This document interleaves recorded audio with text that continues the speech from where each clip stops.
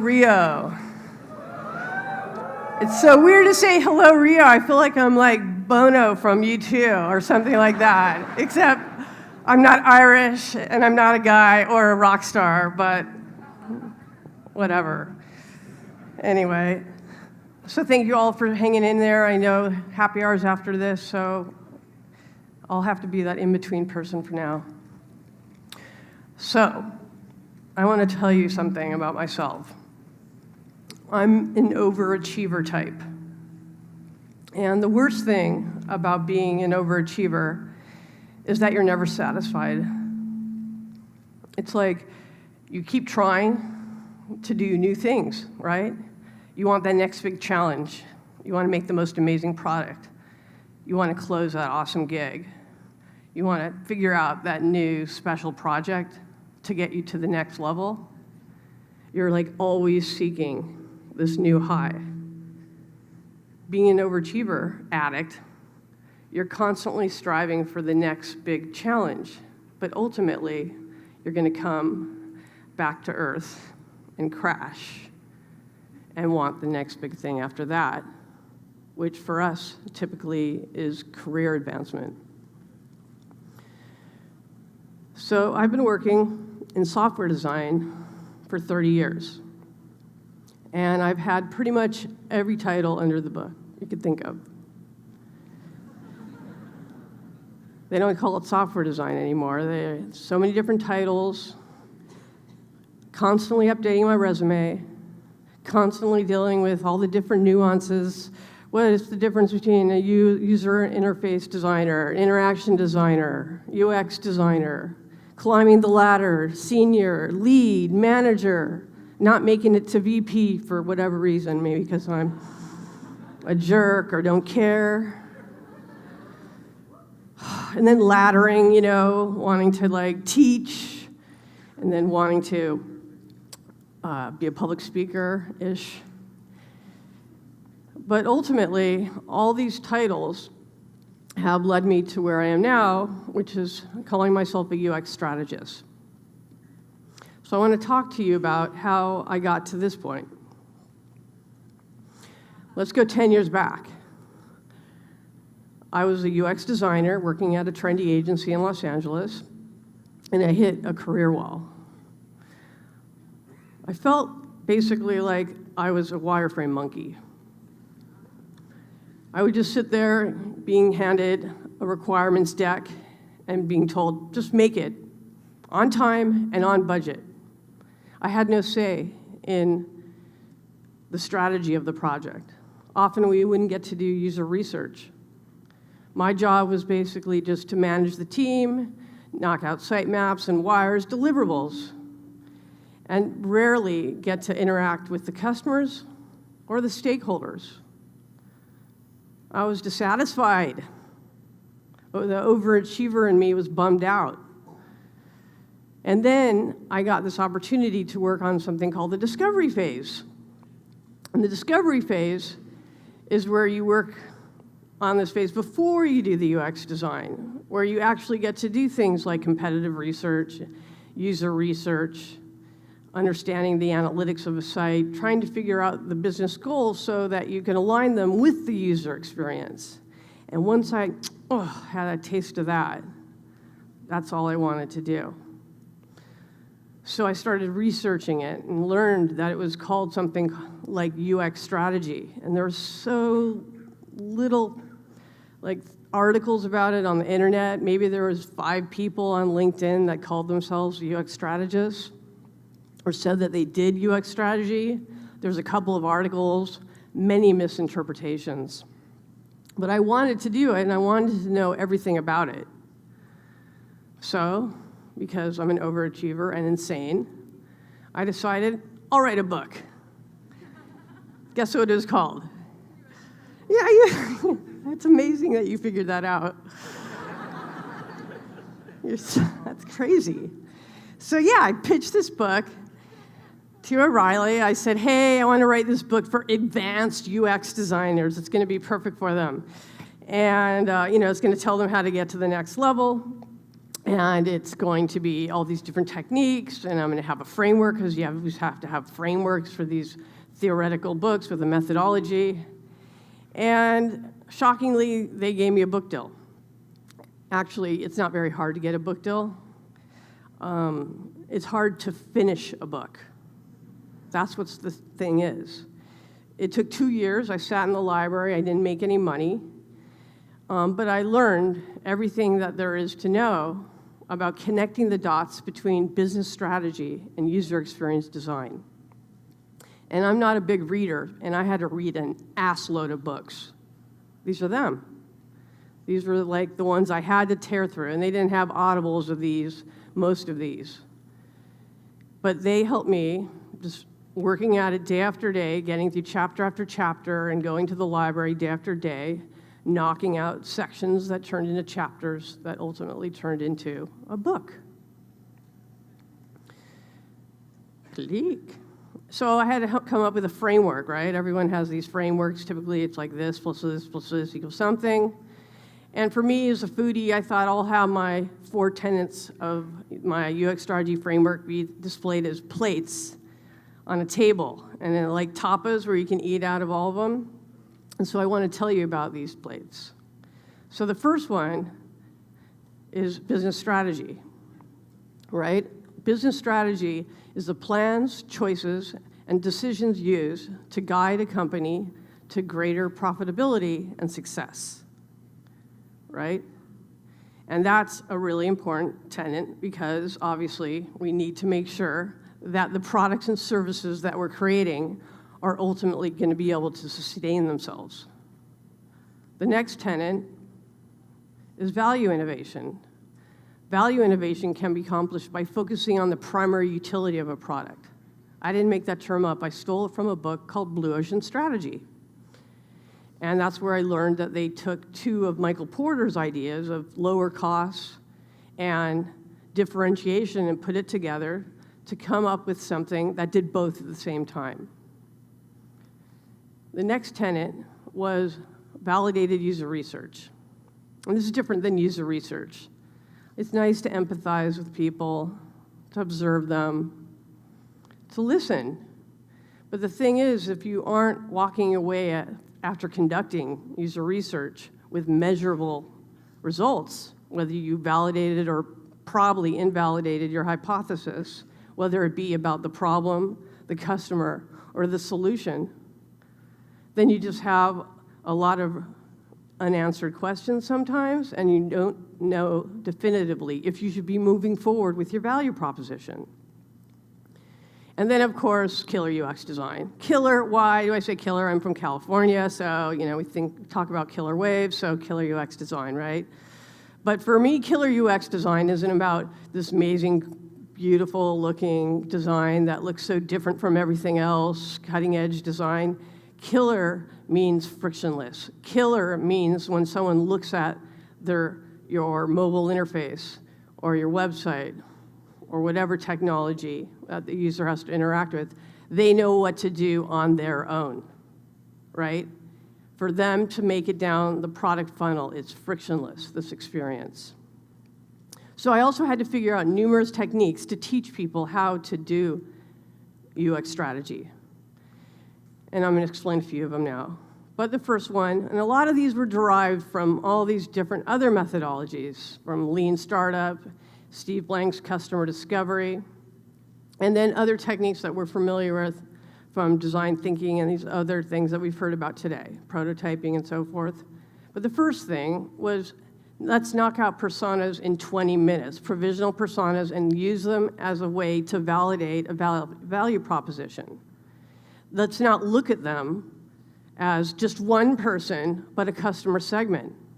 I know Alan Cooper said not to do that, but I'm doing that because I don't want just one person to represent my entire group of people that are going to use a product or service I'm working on. I want to understand this segment of people so that I could target them using Facebook advertising or wherever they are. So the next technique, which is, I think, my most important one, is conducting competitive research and analysis. This so often is overlooked or done in a very, very poor fashion. And so for me, it's about doing it in a methodical and empirical way, and understanding that we're not just looking at the user experience design attributes of a product or service, right? We're not just doing a heuristic analysis and saying, oh, this product is great, here's the pros and cons and a bunch of screen grabs, throw it in a Word doc, send it to the client. There's our competitive research and analysis. No, that's not right. For me, it's looking at everything from how much funding does this company have? What's their monthly traffic or download? How many complaints do they have? How are they leveraging social media? How are they using personalization? How much of their content is user-generated content? How much of the content is glorious photos versus crappy photos? There's so many different things that you could look at to understand who are your direct competitors, your indirect competitors, and then now even non-competitors. Third technique, please. These are examples of zoom-ins. This is why they asked me to use their clicker. Is storyboarding value innovation, right? You might notice a theme here, which is a lot of my strategy techniques are very lightweight, because I want to get these done, because so often our clients, whether they be enterprises or startups or even agencies, they don't want to put a lot of budget towards strategy at first, right? They don't always see the value. So for me, it's like, let's get the team and sit down. We don't need to make a bunch of maps. Let's just talk about what's the problem, that's panel 1 that you're looking at. What's the solution, that's panel 6. And what are the key experiences, the user interfaces that are gonna happen between panels 1 and 6. Let's at least nail that down and come up with a narrative. That's what a storyboard is. It's telling the story of the value innovation and focusing on the key experiences so that you could get to this place, which is rapid prototyping. Thinking, oh, I'm just gonna go ahead and just make a prototype without actually knowing what the script is can land you in it turning into a very non-rapid prototype. When instead we really need to show them exactly how this is going to work. We need to show our end user what it is, to me, in a pixel-perfect version of it, so they don't have to look at wireframes and try to figure out, imagine what it might look like, but instead focus on actually, what is this thing going to do for me? And for me, I want them to either buy into the value proposition and the business model, or tell me that my idea sucks, and tell me why, so I can then fine-tune it and keep going through that build, measure, learn loop that we've heard so much about. Fifth technique is then taking our prototype and conducting guerrilla user research, not to be confused with the monkey. This is the guerrilla fighters, right? Guerrilla fighters, right? They try to win wars by using agile tactics, right? And that's what we have to do when we're limited with time and with budget. And so the idea might be that we ourselves, whether we even get permission from our bosses, say, I'm going to be entrepreneurial and I'm going to put my product in front of these end users. I might advertise them on some free listing service or on Facebook or wherever. I'm going to recruit them. I'm going to screen them. I'm going to get in front of them. I'm going to interview them, and I'm going to ask them both open-ended and closed, structured questions to find out if they're going to actually use this thing. It's not usability testing. I don't really care if they can actually figure out where the buttons are at this point. They better. I should test that. That part you can test on your mommy. The part that we need to learn about is, will they use this thing, and will they continue to use it? That, to me, is the most important part of rapid prototype testing. And then thinking about design for conversion, right? Yes, it's another spreadsheet, but the idea is that we're focusing on different stages of the funnel and saying what we define, what that suspect is. In this case, it's the suspect. Who are they? What is their process? What are they trying to do, right? The desired action. and the business tasks. What the business has to do to support it, whether it be SEO or running a Facebook ad campaign, whatever it is to get the users so they're sitting over here, and then all of a sudden they're at the top of their funnel. And then every single stage, it's figuring out what is that thing that we need to do to get them hooked. That, to me, is solid user experience design. So while I was writing the book, and then I started teaching this class at the University of Southern California called, take a guess. Yeah, you're right. Oh my God, that's so cool. So I was teaching this class on UX strategy. I still am. It's a popular class with the business students and the journalism students and the design students. Everybody seems to be interested in this weird cross-section of so many different fields. And I was basically drinking my own Kool-Aid, having them read the chapters as I was working on them, getting back the homework, saying, God, they nailed it, or they didn't nail it. How can I update my own chapters so that this book is solid when it comes out? And so I was really lucky to be teaching while I was writing. Book comes out, and shockingly, it isn't as popular with the mid to advanced level UX designers who I was initially targeting. It was popular with the newbies. It was popular with entrepreneurs. It was popular with business managers. It miraculously rose to the top under the term UX on Amazon, which helped me a lot with my viral growth. And I was really surprised by this. And so was O'Reilly Media. And of course, when you write a book or when you make a website, it's one thing to just get it done. But if nobody hears about it, then did it really happen? Did that, how are people gonna hear about your product? Whether it be a book or a digital product, unless you don't market the shit out of it. And so that was the next step. I started touring all over the world, and I went to so many different continents, so many different cities, and started talking about UX strategy and started doing workshops and learning from people like you what was working, what wasn't working, and fine-tuning, again, my methodology. And this was an amazing experience. I was really lucky to have this. And now, if you do a search for UX strategy on LinkedIn, there are more than 5 people. You wouldn't believe how many people say they're UX strategists. Take a guess.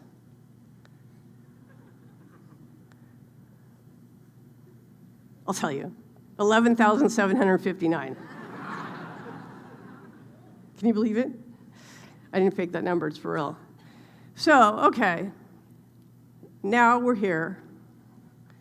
I did this UX strategy thing, got high. Now I'm not so high anymore because I've been doing this thing and I want to get high again, right?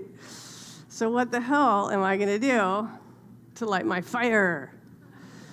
I'm thinking, I can't keep touring. Right, I'm tired, my kid doesn't like it, my boyfriend's hating on it, I want to stay home. And I get this message, right? And it's this inquiry about this strategy project. So I write him back, right, when you set up a Skype call, and it's this dude, he's got badass tattoos, so right away I want to take it.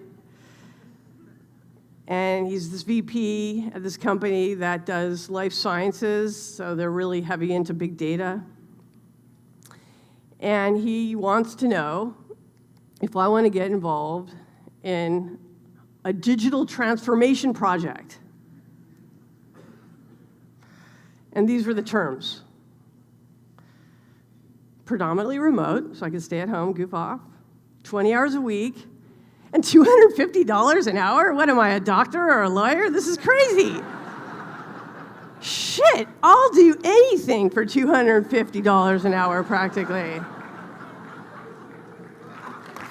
Fuck.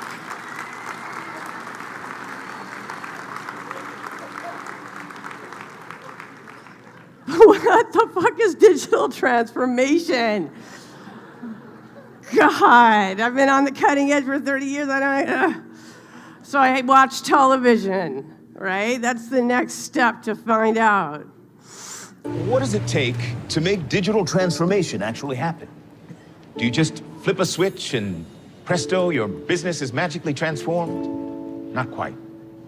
It takes a groundbreaking company like Dell Technologies, a family of 7 technology leaders working behind the scenes to make the impossible reality. For instance, we're helping to give cars the power to read your mind from anywhere.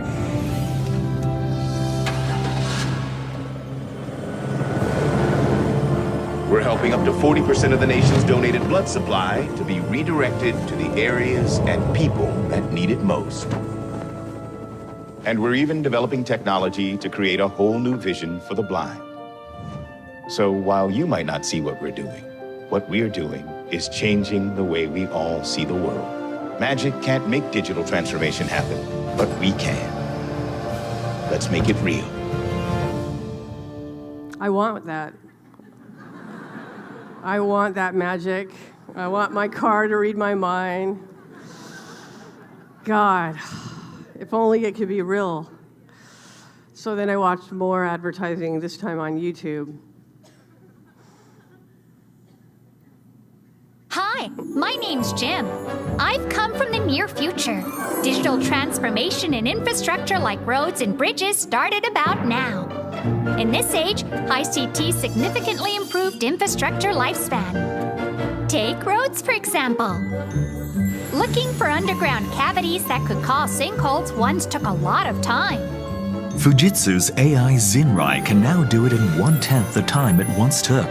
The same goes for bridges. The world's first AI technology for analyzing vibration data collected with sensors helps us to identify and address internal damage to bridges. So we resolve both cost and labor shortage issues. Fujitsu will continue using all types of data to protect all types of infrastructure. Let's kickstart digital transformation. By the way, we still use this road in the future, too. Fujitsu, shaping tomorrow with you. Oh my God. I learned so much from that. But at the same time, I still don't know anything at all. And there's more. A retail banking digital transformation is happening, and it's happening now.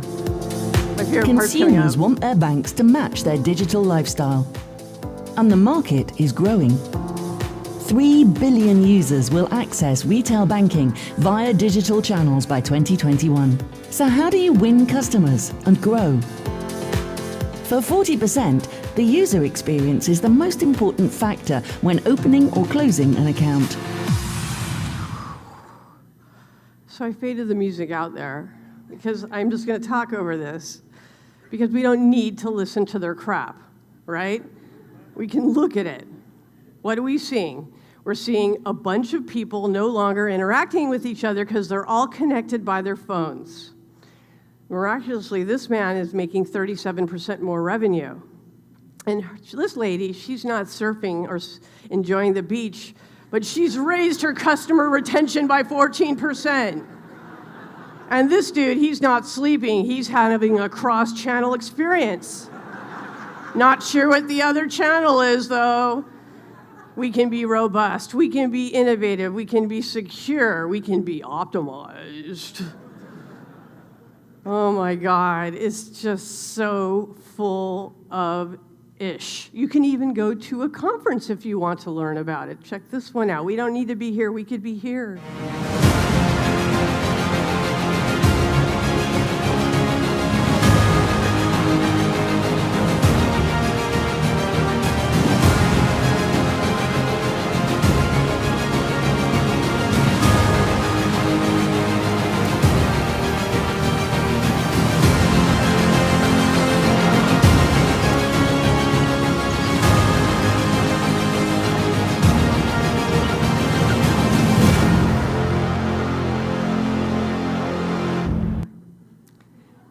It's so apocalyptic, right?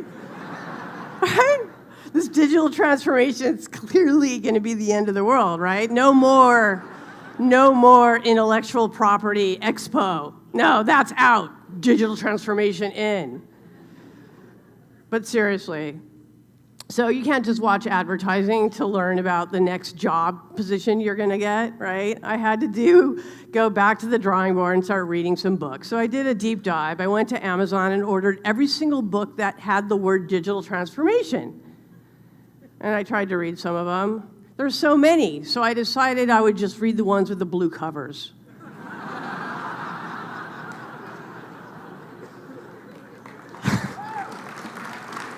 But you have to pick something, right? Why not pick something random? So she's nice, right? She's this British woman, and she's got a blue cover. She's got a book. This is the first one if you want to get into this. It's kind of like bottom-up beginner's guide to digital transformation. She's got her own methodology called an acronym BUILD. It stands for BUILD. And anyway, seriously though, it's very, very user experience oriented and has a lot about design thinking and has a lot about things that we've heard about at this conference. And she's basically helping people who are either at the company or consultants to the company understand what digital transformation is, what it isn't, and the different techniques that you could possibly use to try to change an enterprise's mindset so they can ultimately have this culture of innovation and be ready to transform. So I enjoyed that book. And then I went and had to get another one. Oh wait, I want to mention this. So the interesting thing about her book was that the first two are UX strategy things, right? She's talking about the business model, how revenue is generated, how customers are acquired and retained, right? So she's talking about customer acquisition and churn. And then she's talking about the customer experience, core products and services, and the processes by which customers transact and engage with each other. But it's this third thing here that is the third part that you have to tackle for digital transformation. And this is something that actually IDEO's been saying for a long time and doing, which is changing the way that the company operates, the infrastructure of the company, so that the processes there support all of their digital products and services that they're making. And we're talking not just about companies that are digital companies, but companies that have nothing to do with digital, that may be moving to be partially digital and hybrid. And so that was what her book was about. But then I needed to get into something hardcore, and so I discovered David Rogers' book. He runs a program at Columbia University. He's heavy into management, hardcore strategist, and he had tons of case studies and techniques and basically frameworks for really understanding how to make, if you're at an executive level, how to implement a digital transformation initiative. And so one of the things he had in his book was this thing called a disruptive business model map. And I want to explain this one thing because I like it. So first of all, let's focus on a most popular digital transformation case study out there, right? And so that would be, you'll see in a second, we're going to start thinking about who the challenger is, who's the incumbent, and who the customer is with this case study. Netflix and Blockbuster. Who's the customer? Customer's us, right? We watch and consume videos, right? Now, with Blockbuster, we would go, I don't know if you had them here, but there are these shiny stores, and you'd go in there and you would rent a video. They had a selection. You go into the different categories, take the video, and if you didn't return it the next day, then you would be charged for it, right? So you had to go to this brick and mortar place, right? Netflix was the challenger, right? So they were going after the same customer. Blockbuster store, and then all of a sudden comes this weird challenger, right? Netflix, with this really ugly website back then. But who cares, right? You filled it out. I did. Filled out the form, and boom, all of a sudden I start getting these DVDs sent to me in the mail. It was a completely different experience. And so if we look at the next thing down there, the value proposition and the value network at these differentials, here's how he broke it down. So for Netflix, the value proposition differentials are no late fees, easy access, the product comes to you, you don't have to go to the nasty store, wider choice, and personalized recommendations. Even initially, you could see what our friends were watching. And then eventually it started making recommendations based on our own tastes. That's quite a value proposition. But when you think about these for digital transformation, you have to have a value proposition that can't be easily copied, right? We need to radically replace the value. And so that's what they had to do with video stores, brick and mortar video stores. And so now let's talk about the value network differentials. So in this case, we're talking about what's happening behind the scenes to support the business. Subscription pricing models, right? So all of a sudden, it's not based on, I'm going to just pay per video. I'm going to pay a monthly fee. That most of us, we have Netflix. I've been paying now for, God, I don't know, 15 years. Maybe it's $9.99 now, right? I'm hooked. I'm hooked. They've got their e-commerce website, the data assets, recommendation engine, all of this stuff, warehouse, mailing, distribution, so their cost structure is lower than Blockbuster, and no retail costs. None of these weirdos that work at the video store and have to deal with taking it in video, making sure it's in a good place. And so when you are trying to do something that's going to really take over that income and take over their market share, you have to make sure that you have a barrier to imitation. And Netflix developed that over time. And that's why they're a really popular case study. But they didn't stop there, right? Blockbuster tanked our IP, right? And Netflix went on and became a company that not just streams video, but creates so much content. A lot of it bad, but some really good shows that we binge on, right?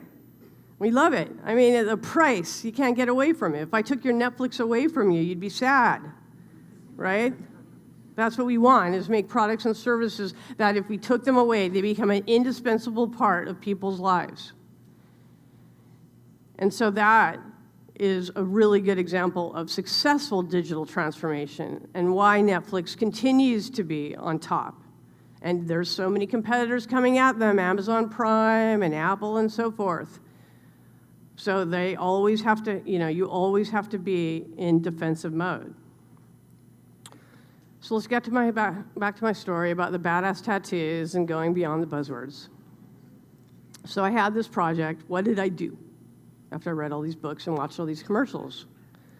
First thing was that they had bought about 16 different products and companies that had all of these different software. Most of it was legacy, and it all looked different, and it all worked different, and we needed it all to be on the same system. So of course we needed to create a UX template, framework for it, and a component system, style guides, all of that stuff that basically assimilated all of those into one thing. But doing that is pretty complicated because that means you're dealing with so many different companies, different parts of the world that run completely differently, and trying to figure out how you could work together so that they don't see you as someone that's trying to take their products and transform them into something bad, but put them together so that the sum is worth more than the parts. So that was the first thing. The next thing was to figure out who were going to be the customer segments that we were going to go after next, and looking for overlaps of customer segments and looking at them and thinking about them as customer networks, different roles for different products. Because now we're talking about, in this case of life sciences and healthcare, the value chain called molecule to market, and who at different points of the process of, let's say, making drugs or medical devices would need these products at different stages. And so again, that involved going out, coming up with different levels of personas, and then also doing user research. The third thing was coming up, this is my favorite part, is with futuristic prototypes. Ones that were 2 or 3 years out there, because we knew these products weren't going to be released, and we knew that we could use artificial intelligence, big data, data visualizations, blockchain, all of these different buzzwords that we heard in the ad, but actually figure out ways that we could put them together so that we could help make products that could save lives. I mean, that to me is like something that would be incredibly rewarding for me as an overachiever. And then after that, I had to get back into my competitive research. But now it's different. Instead of looking at products and comparing products versus this product versus that products, I'm comparing platforms. It's a much higher level of doing competitive strategy, right? We're looking at now the platform level. If you start thinking about where things are going, we're always talking about platforms, Amazon, Facebook, Google, right? IBM, they're all getting into all these other sectors because they have all our data, and they're now starting to leverage it at a platform level. And so what was really weird was that like direct competitors weren't I mean, sure, we could look at the direct competitors that they already thought of now, but the ones that were actually coming down the pipe were the IBMs. They're doing healthcare. Was Adobe, they're doing healthcare. Was Amazon, they're doing healthcare. All of these companies, because of all this data, can do pretty much anything they want now because they can leverage artificial intelligence and machine learning. So I had to learn a lot about that and figure out how to benchmark it. And then lastly, I got to pull out my old Blue Ocean strategy canvas and start looking. This is actually 3 diagrams juxtaposed on top of each other, looking at the different stages of the value chain and saying, okay, what company has a solution for that and how good it is, judging it based on their market share and judging it based on their user experience, and plotting it high and low and saying, oh, look, here's a pattern. All of these guys are hitting this part of the market for scientists and not hitting this. Maybe that's our opportunity. And really starting to analyze things at a much higher level than what I had been doing as a UX strategist. So for me, it was really trying to experiment with new ways of putting puzzle pieces together, literally forcing pieces together that didn't naturally fit, to come up with something that was going to ultimately move this company that hired me as a consultant toward digital transformation. And so what you've seen is just barely 9 months of work. So if you're interested in moving beyond UX design and being a wireframe monkey, we can think about all the different opportunities out there. Maybe you're not an overachiever. Maybe you're just someone who just wants to keep learning new things. That's cool. That's cool. But let's start looking at these opportunities out there and knowing what's coming down the pipe, because today's buzzword might be tomorrow's job title. This is just the search that came up on my search on Google. Show me all the digital transformation jobs advertised in Los Angeles right now. I could leave this one and go to 3 or 4 others. And if you drill down even further and start looking at the duties of these jobs, look how much they intersect into the things that we already know how to do, right? Driving digital strategy, running workshops, using all these different technologies, being experts, coaching and training. It's pretty exciting, and it pays $250 an hour, so. Anyway, we shouldn't talk about money. So, all I'm really trying to say is we can laugh at all these ads all we want, and we can think about all these different job titles that we've had from when we started out and to the ones that we're going to have 5 years from now, 10 years from now. and just sort of accept these buzzwords and let them wash over us, because who knows, again, they could be our next job title. Obrigada. Thank you.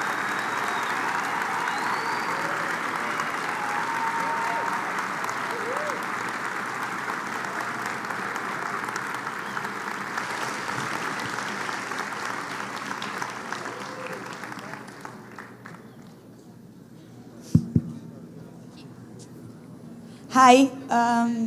Hi. So besides reading like loads of books and watching commercials, what other practices have helped you get to the point where managing so many different skills and areas and like knowledges into one job title or position, no matter how it changes, is a natural progression? And how do you see this whole changing buzzwords into job titles? Right. Well, I find it personally very hard to work for one company for more than a year and a half. As soon as I feel like I'm being stifled, and goes back 30 years, right? Like I do some title, learn something, but as soon as I felt like I was repeating myself and hitting a wall, or not being given an opportunity for whatever reason, typically politics, then I would go get another job and keep moving. And a good thing in the States, of course, is they can't call your current job and find out what they're paying you. So like I would always try to get to this next position. But really it wasn't about the money. It was really much about the opportunity, because, this is our life, right? And right now, like the ability to, it's like, what other profession? I mean, I know there's a few others, but if you think about like so many other fields where you don't have to constantly be learning new things to stay on top, this is the one that you have to, right? And even now at my age, and now I've got a 13-year-old who tells me he knows more about UX than me, and maybe he does. He's the one sitting in all this VR stuff, but it's like I have to pay attention to what he's doing, but it's this constant, like, whatever it is, if it's like some popular, whether it's a dating app or a new mapping tool or whatever it is, you have to like stay on top of all this stuff and get access to as many reports as possible and just constantly be pushing yourself. Because if you just like take a job and you just stay there, then agencies are great opportunities because you move from project to project. But if you're in an enterprise, then you can get really stuck. And now is the worst time to be stuck to me. So that's one thing. Another thing I would recommend is teaching. I've been a professor for my whole life, even before I knew how to do it. And by pushing yourself to create lectures, forces you to take books and put them into a new context so that you could teach others. And so that's really helped me a lot as well. Thank you.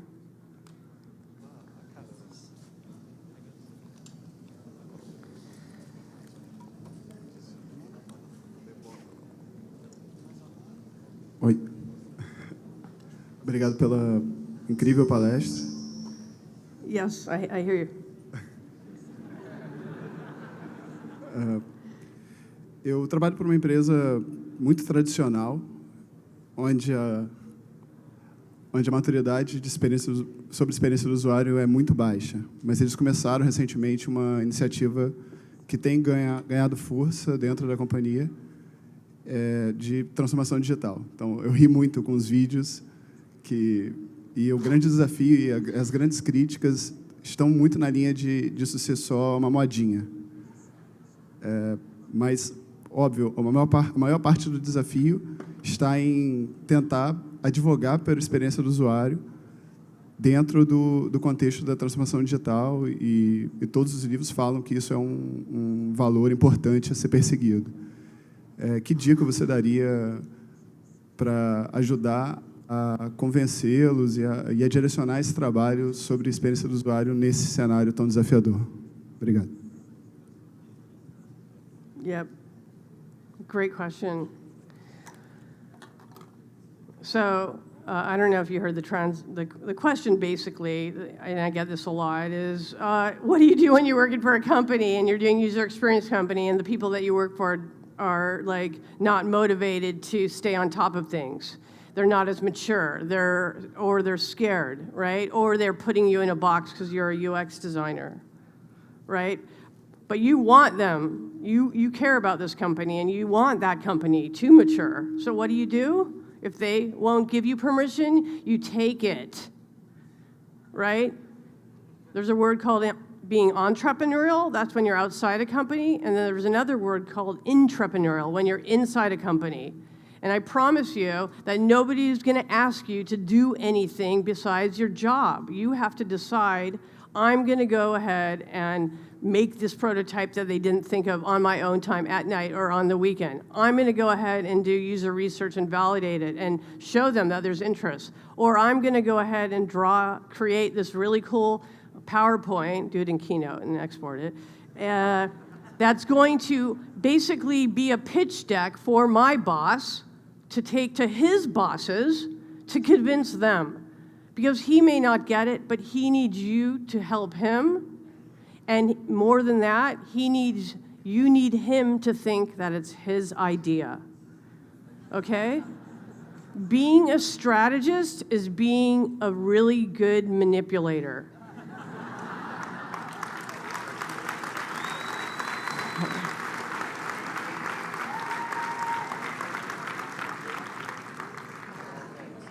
Thank you.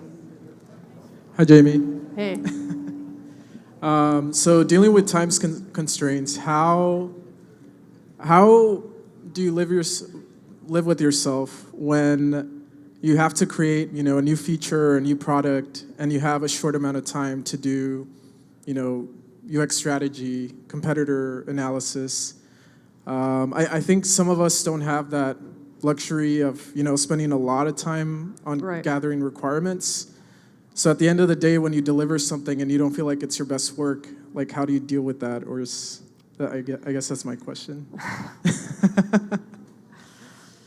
I guess that goes back to getting high. I don't know. No, seriously. Seriously, don't get high. Can you work overtime? Can you, your first idea, right? I think we heard this earlier today, is not always our best idea, right? Even for me, I've been designing for a long time. I like to knock out so many different ideas, right? And try to put those in front of people. And one slippery thing that I've done for clients, and I'll tell you about this, is I outsource the work that they give me. Because let's say, including this one, that they have a limited amount of time, but I have a ton of students who are eager to use Sketch and make some little prototypes in InVision or whatever the fuck they want to use, right? And you say, hey, I've got a week. I'm going to bring 10 people. You're going to come to my house. I'm going to give you beer. We're going to eat. I'm going to feed you and have them knock out. You're going to have a little apprenticeship that you're going to offer. And you're going to scale on your own behind the scenes so that you have more stuff to show for yourself. That's what I've done. And I continue to do that because A, I have more stuff to show. B, I'm slowly training people by running these small apprentice programs how to do things, and then I pick the best of the batch ultimately to hire. Because if you just hire a junior level person, you don't know. But I bet you if you ran around, there are people here who are newbies who are just begging for a chance. They'd say, hey, I'll work with you on this thing. Just tell me, give me a couple of days. You get a practice at managing them. You write up the email that says, okay, I need one that does this, and then another one that does this. Maybe give 2 to 2 kids at one school, 2 to 2 kids at another school, but really become a manager and be entrepreneurial. And maybe you pay them through food or drinks, or maybe you pay them because they have something to show. But when you're limited by time and you're limited by budget, you have to go guerrilla style and really be entrepreneurial. Eu aqui.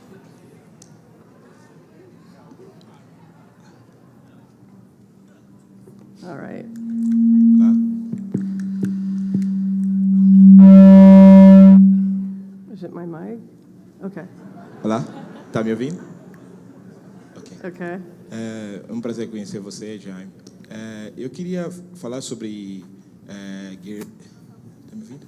That sounded like English, wait. If I have a philosophy, what? Okay. Tá. Yes, ma'am. Tá me ouvindo? Yes, ma'am. Tá. Okay. Eu queria fazer perguntas com relação à pesquisa de guerrilha, né? Muitas das vezes as pessoas acabam fazendo pesquisa, vão num café, por exemplo, Starbucks, e acabam fazendo pesquisa não com as pessoas ideais que podem ser, né, possíveis usuários daquele produto. E muitas das vezes as pessoas acabam, de certa forma, trazendo dados não consistentes que podem ajudar a gente a continuar o desenvolvimento do produto.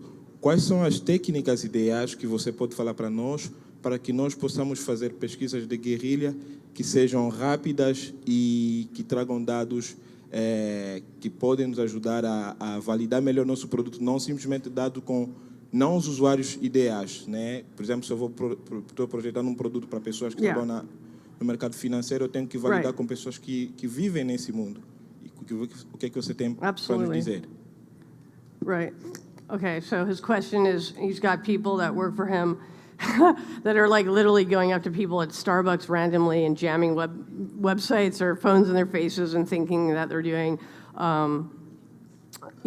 real user research that's going to give them effective results. No, you can't. We know that doesn't work, right? So I do. Find my book on Amazon for $4 if you can. But because I totally describe this in chapter 3 on validating provisional personas, and then in chapter 8 on how to conduct prototype solution interviews. So you could see all the techniques. But in short, you have to figure out, who is this customer segment? Where are you? Hey, howdy. Oh, hi, guy. All right, so you got to figure out your customer segment, right? So let's say it's people in the financial market, and you can't just go find them at a Starbucks. That's stupid. Maybe even one outside of a bank. What would be more professional is you track them down on LinkedIn. That's what I do. And then I offer them, hey, I think what is an hour or 20 minutes of their time worth to them?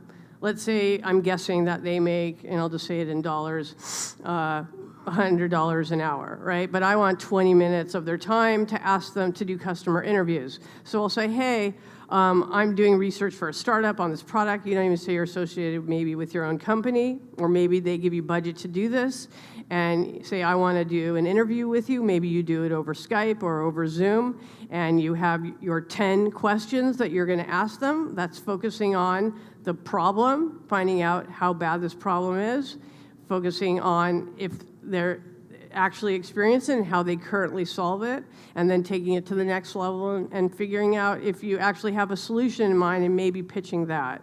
But the idea is you start with 10 interviews. Maybe you're doing them online. Maybe you're asking them to meet you at the Starbucks because it's inexpensive to just sit there all day. I mean, that's the only thing about cafe research is useful, is that people sit around in cafes all day and the people that work there have no idea whether they're writing screenplays or conducting interviews. But the bottom line is we want to meet a neutral place to interview people so they don't feel like they're a lab rat in a usability lab, and that they can have a one-to-one conversation with you and make eye contact so you can get to the truth, because that's what we're trying to get. And we need to have structured questions so we can get back structured answers, right? I know it's fun to ask open-ended questions and let them talk, but ultimately we need to have some questions that are yes, no, with prompts, or we could use a scoring system and figure out, like, yes, for sure this is my exact customer, for sure this is my the problem that they're having, it's a very bad problem, and then conduct more interviews. But you're creating, the whole thing about UX strategy is collecting evidence. And that's how we convince the people that we work for to give us more budget, to give us more time, because they see, hey, they went out and did this on their own initiative because they care, and now they're showing me this evidence in a format that I can understand, a simple slide deck, and then ask for a budget, or just keep doing it until you are satisfied that you have validated your solution. But pretty much it's looking for lean ways to figure out how to build evidence and get to the truth. It's the most important thing. Thank you, everybody.